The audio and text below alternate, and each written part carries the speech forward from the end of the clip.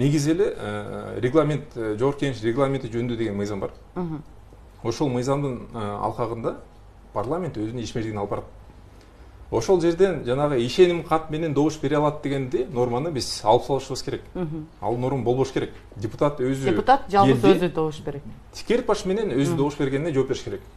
Мисалы кечөөндө эле айтылгандай, мисалы Жанар Акаевга карата, Жээнич Чороевго карата көп айыптар айтылды коомчулук тарабынан. Анткени алар буга чейин каршы пикирин билдирип келген мыйзам долбоорларына булар макул деп добуш берип атышат. Бирок коомчулук тарабынан суроо жаралганда алар айтып атат, биз залда болгон эмеспиз деп атат. Биздин ордубузга башка добуш берди. Демек, эгерде макул сен ордуңа башка бирөө добуш берген күндө дагы сен ошону талаш да. Сен ошонун добуш берүүнү жокко чыгарганга аракет кыл да.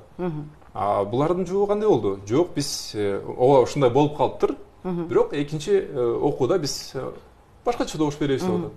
Мындай болбойт. Бу жерде бул мындай караганда мен айтат элем, бул өз жарандарын алдагандык деп эсептейм да. Өз шайлоочуларын алдагандык.